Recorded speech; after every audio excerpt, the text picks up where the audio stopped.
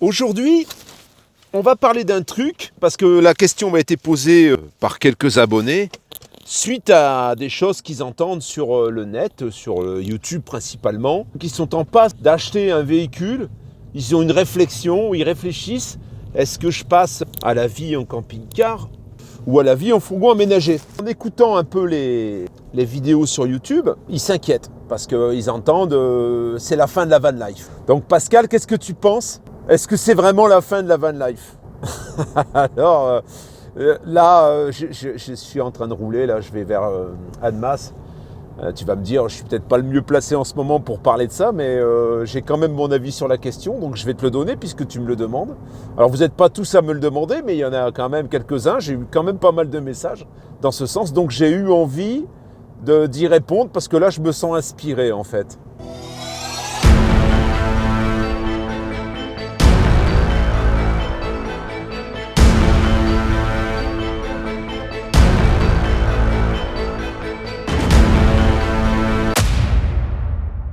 Alors déjà, la van life, qu'est-ce que c'est au juste?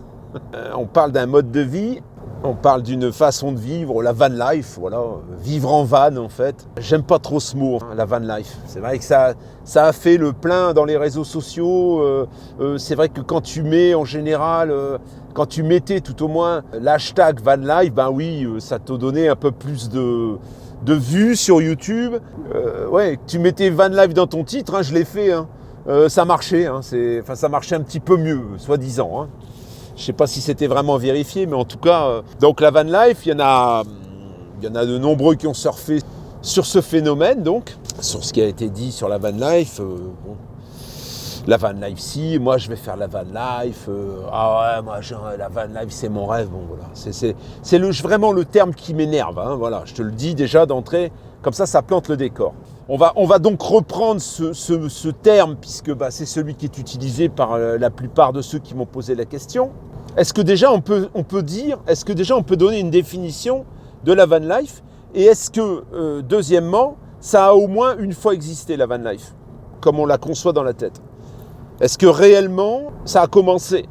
C'est déjà la première question à se poser. Moi, je pense que ça n'a jamais vraiment commencé comme ce qui est véhiculé. Ce qui est véhiculé, c'est du fantasme, c'est ce qu'on regarde sur les écrans, c'est une toute petite partie de ce qui existe réellement, et je ne pense pas qu'un jour c'est déjà existé. Ces mêmes personnes qui disent que la van life est terminée, enfin, c'est ce que j'ai pu apercevoir, c'est des gens qui ont surfé allègrement dessus, qui ont même fait une petite notoriété par rapport à ça, et qui aujourd'hui crachent un peu dans leur soupe en fait. Hein, parce qu'ils créent quelque chose, ils vont même sur des spots où ils ne veulent pas, surtout pas donner l'endroit où ils se sont stationnés, parce qu'en fait, ils ont des petits privilèges. Il ne faut pas oublier qu'on est presque 60 millions, je crois, dans ce pays, et que c'est très difficile de s'accorder des privilèges et de les garder pour soi en fait. Hein. Au moment où tu partages quelque chose, tu ne peux pas partager qu'une partie. Hein. Tu ne peux pas dire moi je vous ai vendu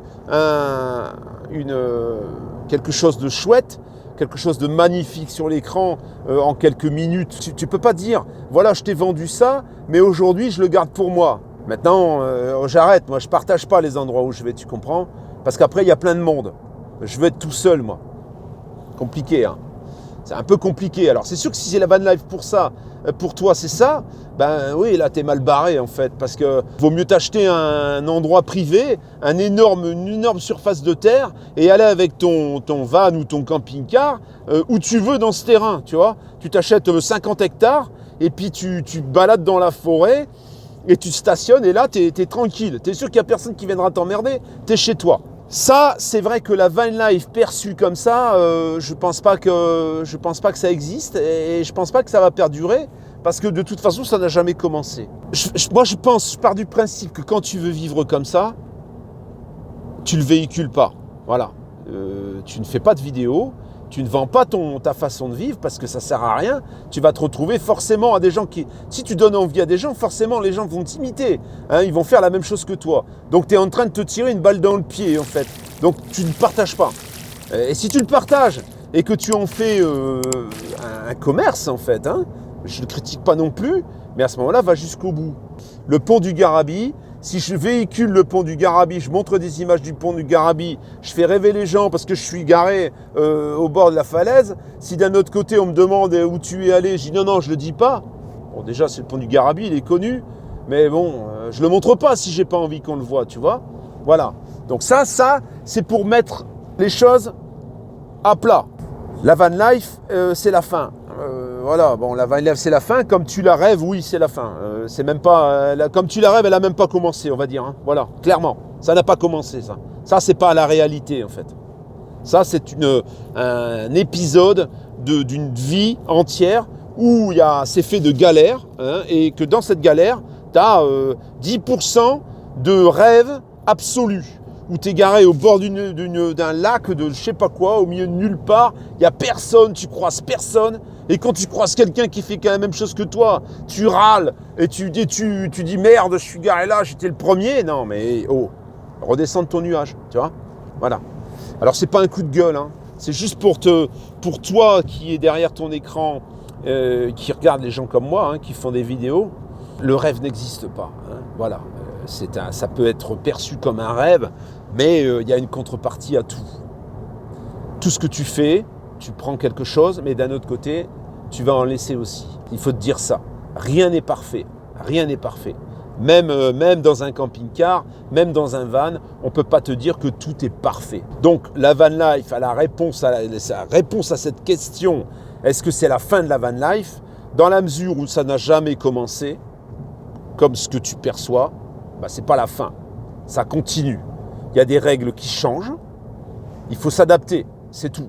Alors maintenant, voilà, si vraiment tu cherches dans cette solution la solution parfaite, laisse tomber. Hein, tu dois avoir envie de parcourir les routes, de bouger, d'aller te garer à droite à gauche, pas toujours dans des endroits idylliques, il faut le reconnaître. Hein.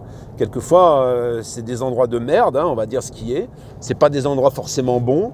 Tu vas te stationner, puis il va y avoir 10 camping-cars qui vont stationner à côté de toi. Ben ouais, mais bon, c'est comme ça. Quand tu rentres dans un appartement, tu vas pas te dire « Ah, je veux être tout seul dans l'appartement », tu vois. Tu vas pas te dire « Moi, je vais habiter seul, là, je veux que personne m'enquiquine ». Non, et tu habites dans un appartement, il y a des voisins.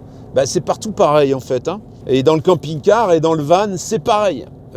Tu vas stationner, c'est pas parce que toi tu es venu stationner en premier qu'il n'y en a pas un qui va venir stationner à côté de toi. C'est pas parce que tu as décidé de stationner à tel endroit qu'on va pas venir te déloger. Tu vois ce que je veux dire?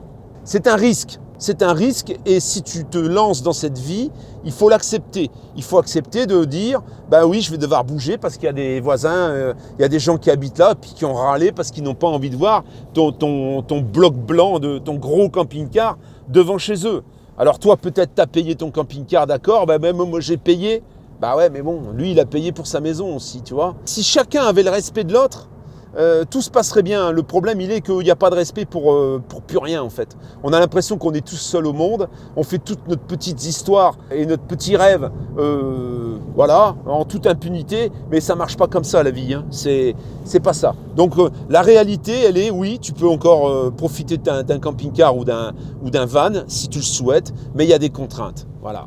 Et c'est ça, la réalité. Et la réalité, elle n'a pas foncièrement changé depuis des années. Enfin, je veux dire, moi, ça fait 4 ans ou 5 ans maintenant que je vis dans un camping-car. Je vis dans un camping-car comme toi, tu vivrais dans un appartement.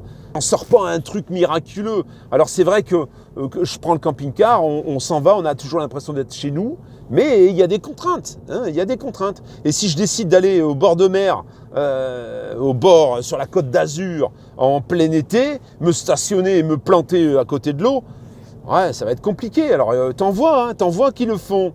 Ils prennent un risque. Ils prennent le risque de prendre une prune. Ils prennent un risque de se faire déloger. C'est un risque qu'il faut accepter. C'est une forme de précarité. C'est une forme de précarité et quelquefois, cette forme de précarité, elle est plus confortable que d'être sédentaire. Tu vois, que d'être sédentaire dans un appartement ou une maison où tu vas avoir les voisins qui t'enquiquinent. Là, si le voisin t'enquiquine, tu tournes la clé et tu t'en vas. Ça, c'est la vraie van life. La vraie van life, elle est là. Elle est dans une pseudo-précarité. Voilà. qui n'est pas reconnu par l'État en plus, hein. Il faut le savoir.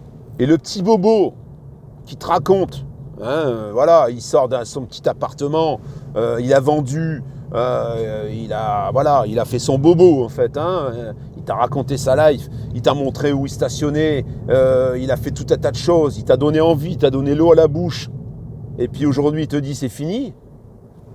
C'est fini pourquoi? C'est fini parce qu'il est plus seul en fait. C'est fini parce que maintenant il y a des gens qui ont fait comme lui, ce que lui il a créé, ça se reproduit devant sa porte en fait, devant sa porte de camping-car ou de van, et aujourd'hui sans viser personne, hein, et aujourd'hui il râle. Bah ouais, mais bon, il a contribué à ça. Il a construit cette envie, tu vois. Il a montré aux autres comment il fallait faire, comment lui il faisait. Et aujourd'hui, il ne veut plus rien partager. Aujourd'hui, il a fait un truc et aujourd'hui, il dit « Ah, moi, je suis un peu dégoûté. » Tu vois, bah ouais, mais bon. C'est toi qui a montré la voie. C'est toi qui as donné envie aux gens. Donc, il y a un moment, joue le jeu jusqu'au bout, en fait. Hein. C'est tout. Hein, c'est tout ce que je voulais te dire. C'est juste pour te dire que tant que les camping-cars et les fourgons aménagés ne seront pas interdits sur nos routes à rouler, ta van life, tu te la fais toi. Tu l'as fait comme tu l'entends. Tu peux rêver, hein, tu peux te masturber le cerveau avec des trucs qui n'existent pas, en regardant des chaînes YouTube qui te montrent la voie, une voie qui aujourd'hui, ils vendent le contraire, ils disent que ça n'existe plus.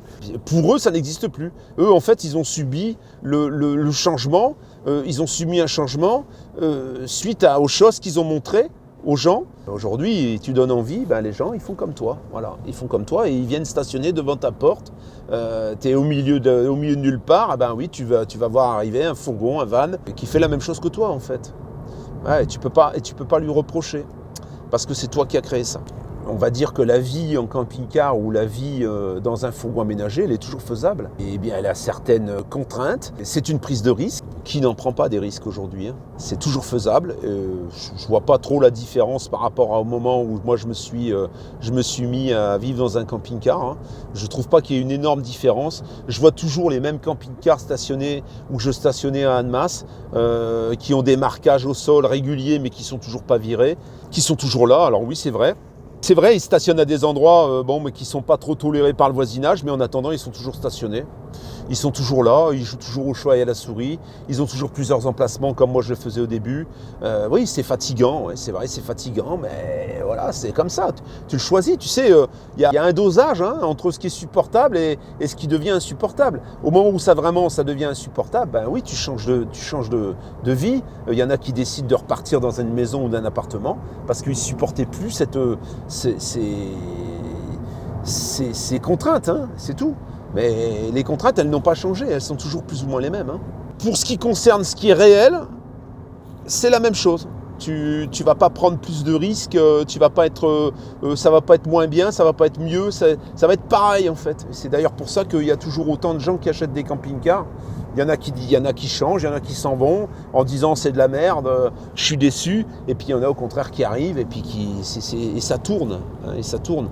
C'est sûr qu'il y en a qui se voient au départ en démarrant cette vie, qui se voient pendant des années. Et puis quelquefois ils changent d'avis et ils se disent non finalement ça répond pas à ce que j'attendais. C'est souvent parce qu'ils ont trop d'attentes. C'est souvent parce qu'ils ont trop regardé des choses qui les poussaient vers ce mode de vie puis qui au final c'est pas vérifié en fait. Hein, ce qu'ils ont vu sur les écrans, ça c'est pas vérifié. Et donc ils reviennent en arrière, tout simplement.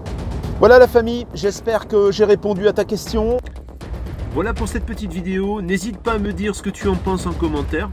Relate éventuellement ton expérience, ça peut faire avancer ceux qui décident d'y passer ou pas. En attendant, je te donne rendez-vous certainement à dimanche. J'ai reçu ma carte verte d'assurance pour le camion. Actuellement, on est sur la boîte de transfert, là où je te parle. Je te montrerai quelques images dimanche également. On va faire maintenant, dans la vidéo de dimanche, une partie dédiée au camping-car et une partie dédiée au camion. Comme ça, tout le monde sera content. A tout bientôt, amuse-toi bien, passe une bonne semaine. Ciao.